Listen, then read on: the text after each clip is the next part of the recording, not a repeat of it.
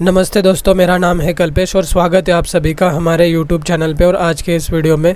तो दोस्तों, आप सभी से बस एक रिक्वेस्ट है कि जैसे ये आप यहाँ पे हर एक नया सवाल सुनेंगे तो इमीडिएटली वीडियो को पॉज करिएगा, खुद से आंसर मार्क करके उसके कमेंट बॉक्स में टाइप करने के बाद वीडियो को प्ले करिएगा। तो चलिए आज का वीडियो शुरू करते हैं। So the first question says consider the following statements. निम्नलिखित कथनों पर विचार करें। So the first is part 14A tribunals is added to the constitutional of India by 44th constitutional amendment act. जो भाग 14A है अधिकरण का, उसे 44वें संवैधानिक संशोधन अधिनियम द्वारा भारत के संविधान में जोड़ा गया था। And article 323B contemplates establishment of tribunals for public service matters only. तो अनुच्छेद 323B केवल सार्वजनिक सेवा के मामलों के लिए न्यायाधिकरणों की स्थापना पर विचार करता है। हमें बताना इनमें से करेक्ट यानी कि सही कौन सा है। So here first is correct, first is wrong, second is also wrong, so answer will be D, neither first nor second is correct। चलिए देखते इसे और थोड़ा डिटेल में।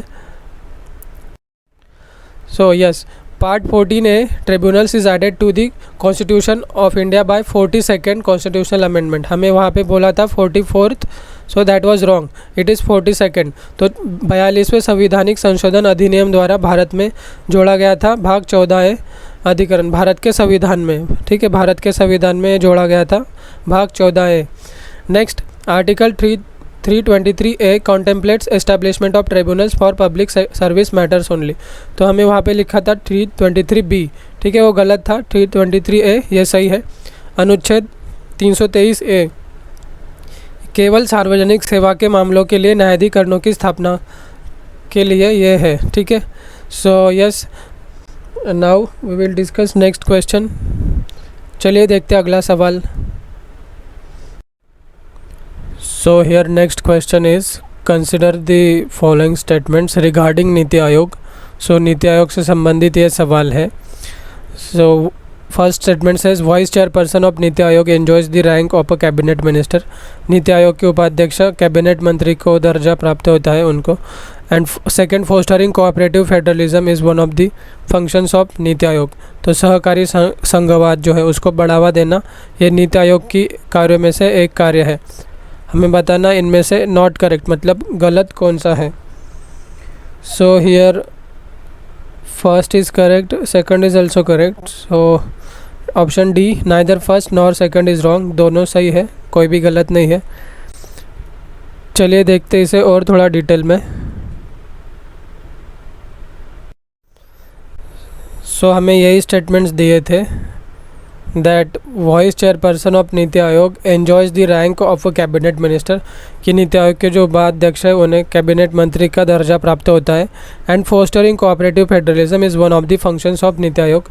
तो नीति आयोग के कुछ कार्य उनमें से एक है कि सहकारी संघवाद को बढ़ावा देना।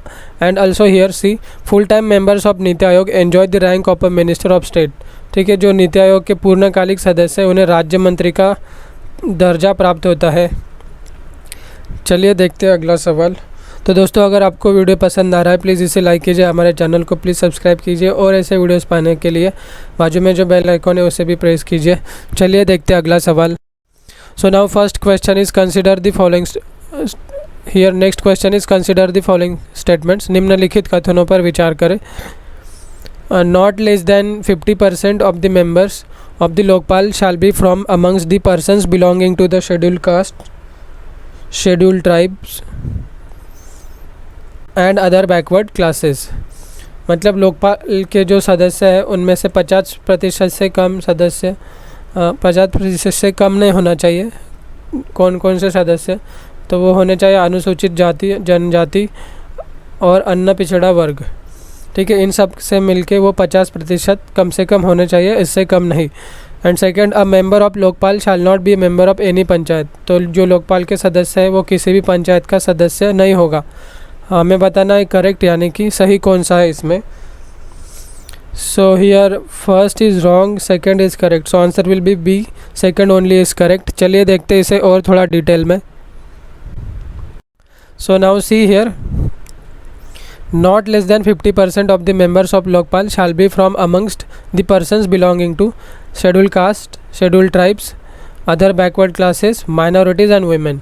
तो हमारा जो स्टेटमेंट था उसमें उन्होंने छोड़ा था माइनॉरिटीज़ और वुमेन, मतलब अल्पसंख्यक और महिला, ये जो है अनुसूचित जाति, अनुसूचित जनजाति और अन्य पिछड़ा वर्ग, इसके साथ अल्पसंख्यक और महिलाओं, इन सब का मिलके जो 50% कम से कम ये लोकपाल के सदस्य होने चाहिए, 50% मिनिमम ये सबसे मिलके वो होना चाहिए।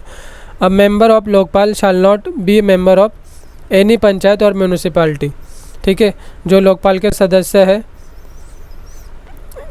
वो किसी भी पंचायत या नगर पालिका के सदस्य नहीं होने चाहिए। चलिए देखते हैं अगला सवाल। Now consider the following statements, निम्नलिखित कथनों पर विचार करें। So the first is the Lokpal and Lokayuktas act 2013 mentions about the United Nations convention against corruption. तो लोकपाल और लोकायुक्त अधिनियम 2013 है जो है वो भ्रष्टाचार के खिलाफ संयुक्त राष्ट्र सम्मेलन के बारे में उसमें उल्लेख है। The Lokpal and Lokayuktas act 2013 shall apply to public servants in and outside India. तो जो लोकपाल और लोकायुक्त अधिनियम है 2013 का, वो भारत और भारत के बाहर जो लोक सेवक है उन पे भी लागू होगा। सो हमें बताना इनमें करेक्ट कौन सा है, यानी कि सही कौन सा है। So here first is correct, second is also correct. So answer will be C, both first and second are correct.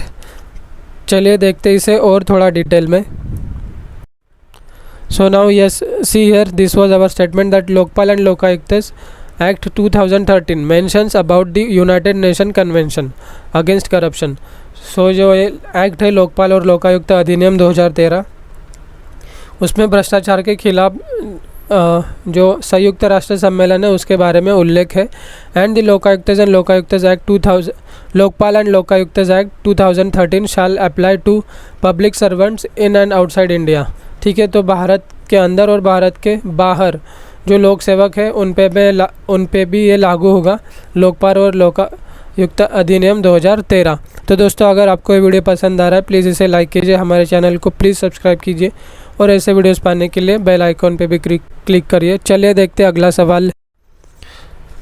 So next is consider the following statements regarding national disaster management authority NDMA, राष्ट्रीय आपदा प्रबंधन प्राधिकरण से संबंधित ये सवाल है। So the chairperson of NDMA is appointed on the recommendation of selection committee comprising of prime minister, minister of home affairs and leader of opposition in Lok Sabha. तो NDMA के जो अध्यक्ष है उनकी नियुक्ति के लिए एक समिति का गठन किया जाता है और वो समिति की सिफारिश पर एक उनके चयन होता है अध्यक्ष का, जिसमें अभी समिति में होते हैं प्रधानमंत्री, गृह मंत्री और लोकसभा के विपक्ष के नेता। So second statement is the chairperson of the NDMA designates one of the members of the vice chairperson of the NDMA। NDMA के चेयरपर्सन में से NDMA के जो चेयरपर्सन है तो उसके जो सदस्य, बाकी सदस्य हैं उनमें से एक को वाइस चेयरपर्सन के रूप में नामित करता है। हमें बताना है not correct. So here first is wrong, मतलब not correct, and second is correct. So answer will be A, first only is not correct, first is wrong. चलिए देखते इसे और थोड़ा डिटेल में। So see here, prime minister of India is the ex officio chairperson of NDMA। वहाँ पे लिखा था कुछ कमेटी वगैरह फॉर्म होते हैं, ऐसा नहीं है। जो भारत के प्रधानमंत्री है वही NDMA के पदेन अध्यक्ष होते हैं। Next, the chairperson of NDMA designates one of the members as vice chairperson. तो अभी जो NDMA के चेयरपर्सन है भारत के प्रधानमंत्री, वो उसके सभी सदस्य में से एक को उपाध्यक्ष के रूप में नामित करेंगे। और the vice chairperson has the status of cabinet minister while the other members have the status of minister of state. जो उपाध्यक्ष है NDMA के उनको कैबिनेट मंत्री का दर्जा प्राप्त होता है, एंड जो उसके बाकी जो सदस्य हैं उनको राज्य मंत्री का दर्जा प्राप्त होता है। तो दोस्तों आज की इस वीडियो में इतना ही। अगर आपको वीडियो पसंद आया तो प्लीज़ इसे लाइक कीजिए, हमारे चैनल को प्लीज़ सब्सक्राइब कीजिए और ऐसे वीडियोस पाने के लिए बाजू में जो बेल आइकॉन है उसे प्रेस कीजिए। चलिए जल्दी हम मिलेंगे नेक्स्ट वीडियो में। तब तक के लिए आपने हमारे चैनल के लिए जो स्ट्रॉन्ग सपोर्ट बना के रखा है, इसलिए आप सभी का बहुत बहुत धन्यवाद।